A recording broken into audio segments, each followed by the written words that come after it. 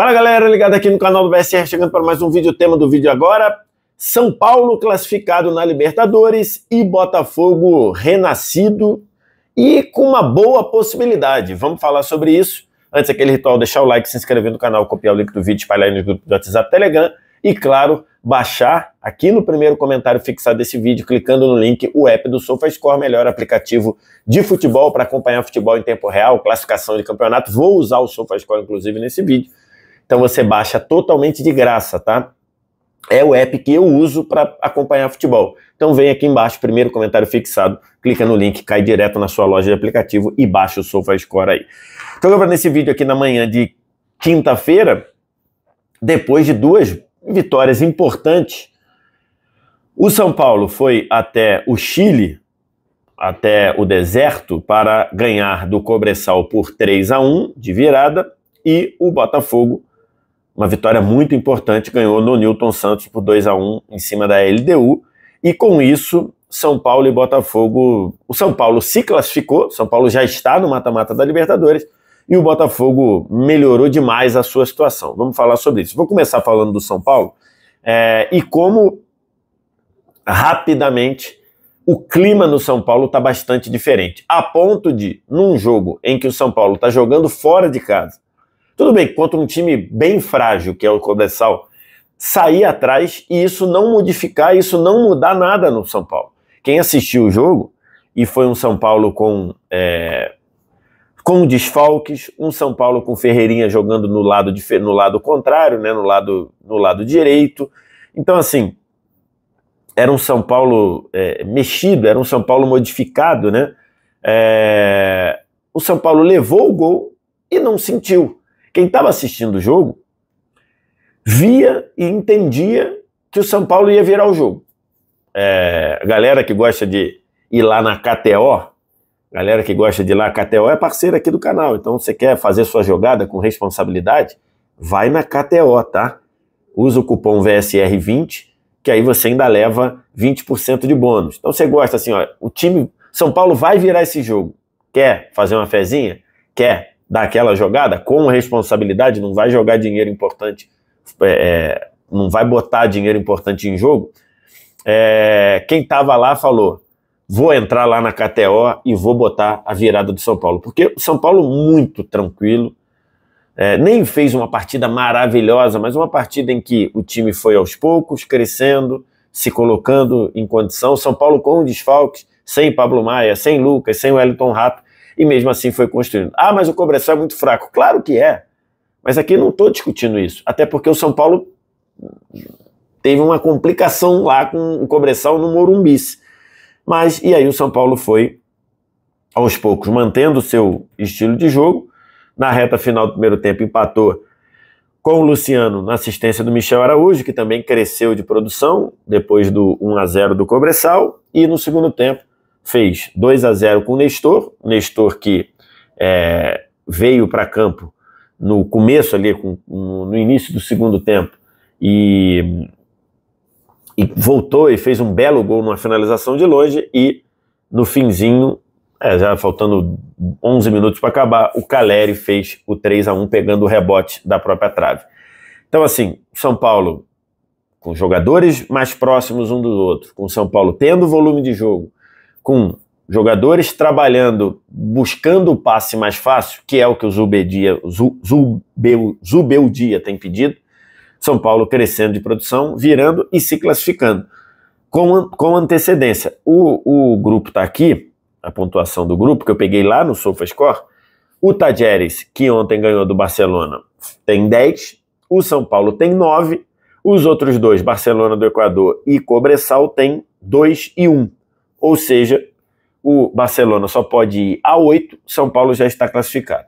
São Paulo agora recebe o Barcelona e o Tajeres.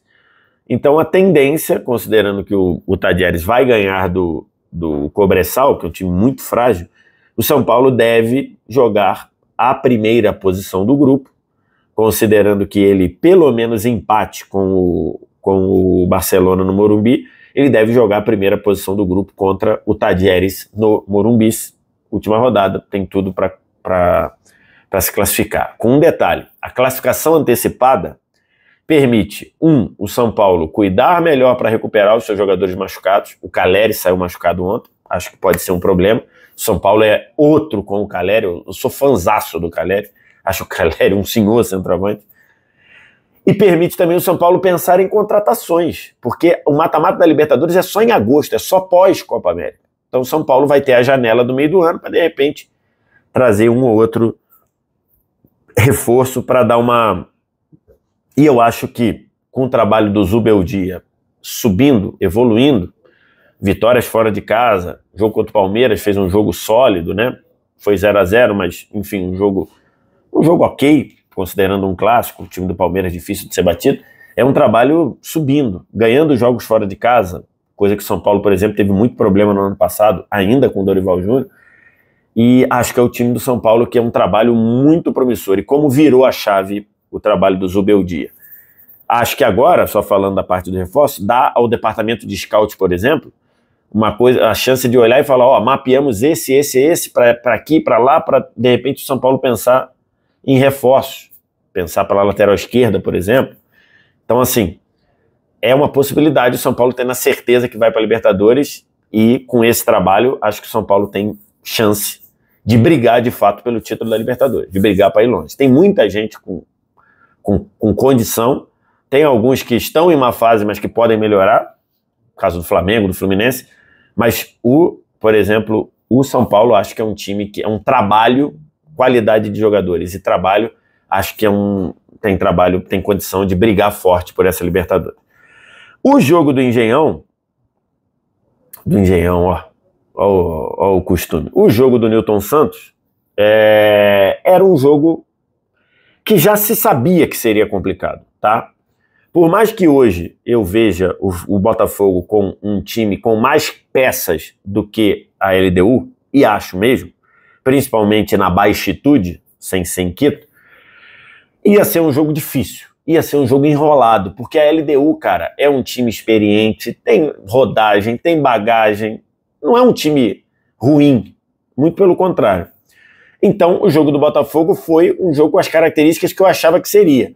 Time da LDU travando, fazendo cera, time da LDU incomodando em uma ou outra transição, que faz parte do jogo do Arthur Jorge. Falei no vídeo sobre o Arthur Jorge aqui no canal. O Arthur Jorge é um treinador que corre riscos, ponto. O time dele, o trabalho dele no Braga fazia muitos gols, e para um time que brigou, estava sempre na parte de cima da tabela, levava muitos gols.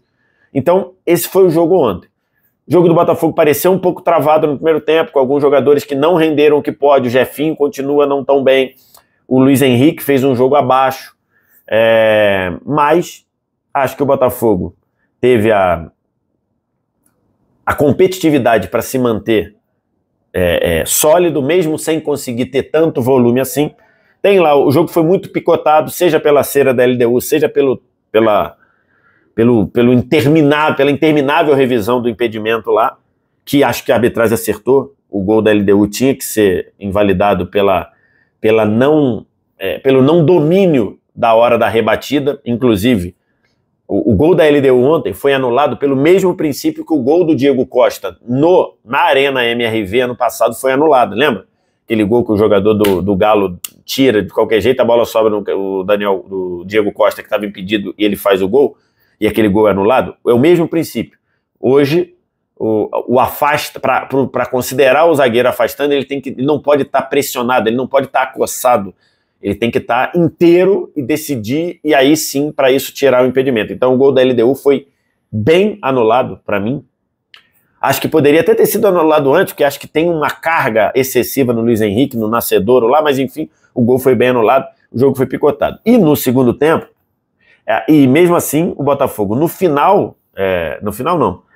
meio do primeiro tempo, o Botafogo abriu 1-0 numa jogada do Luiz Henrique para o gol do Hugo, que acho que não passa ainda toda a confiança do torcedor, mas ontem até ele na entrevista coletiva ele deu meio que uma cornetada, que acho que o repórter perguntou, pô, você tem sido muito instável, e aí o Hugo acha que não está sendo instável, falou até, fui instável por quê? Porque eu fiz o pênalti contra o Bahia, um pênalti que até, né, braço um pouco projetado, então assim, mas é um jogador que está crescendo de confiança. E acho que crescer de confiança é algo importante para um jogador que hoje, entre aspas, não é o dono da posição, né? É uma posição que você olha ali e você fala, tem um titular absoluto? O Hugo começando a trabalhar para tentar ser. E aí o Luiz Henrique dá assistência, ele faz o gol. E no fim do primeiro tempo, na última bola do primeiro tempo, o Strada empata o jogo. O Strada estava envolvido no gol anulado, ele empata. Então poderia ser tomar um gol na reta final do primeiro tempo, nos acréscimos, pode ser ali uma coisa que pode te tirar dos eixos para o segundo tempo. E o Botafogo voltou de novo crescendo de produção. O Botafogo voltou melhor e com uma mudança que eu acho que é o motivo desse vídeo aqui, que é a entrada do Romero no lugar do Jefinho, o Oscar Romero. Para mim, o Oscar Romero está pedindo passagem nesse time do Botafogo. Principalmente quando o Tiquinho não joga.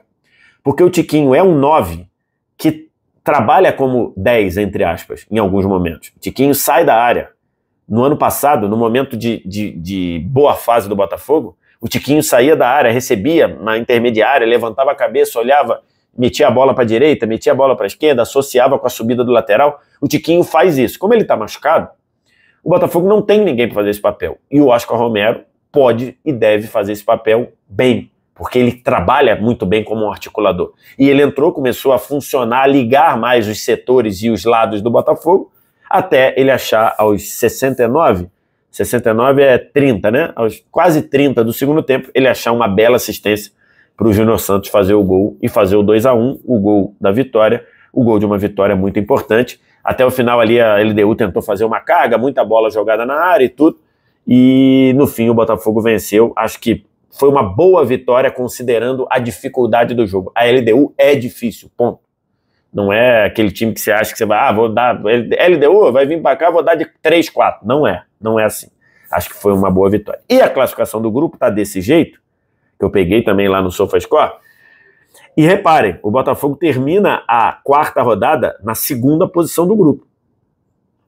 E é um cenário excelente, considerando que o Botafogo perdeu as duas primeiras. Tomou 3-1 do Barranquilla em casa, do Júnior Barranquilla, e perdeu para a LDU de 1-0 na estreia do Arthur Jorge. O cenário do grupo hoje é esse aqui. Barranquilla, 6 pontos. Botafogo, 6 pontos. O Júnior Barranquilla lidera justamente pelos 2 gols de saldo feitos em cima do Botafogo. O Universitário do Peru tem 5 e a LDU tem 4. Ou seja, todo mundo vivo aí. É um grupo que tem muito empate, né? O Júnior Barranquilla empatou 3 vezes, o Universitário empatou 2 vezes, a LDU empatou 1 vez. E com esse cenário, o Botafogo pode até se classificar na próxima rodada. Se o Botafogo ganhar do Universitário em Lima e a LDU ganhar do Júnior Barranquilla no Equador, o jogo é no Equador, né? Deixa eu ver aqui. O jogo é no Equador.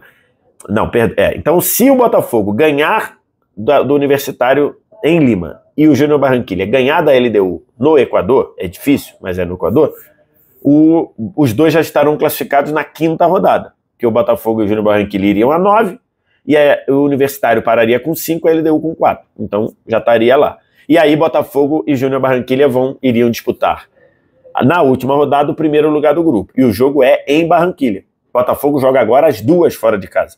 Botafogo viaja para Lima para enfrentar o Universitário e viaja para Barranquilla para enfrentar o Júnior. Mas eu acho que deu uma clareada boa para o Botafogo.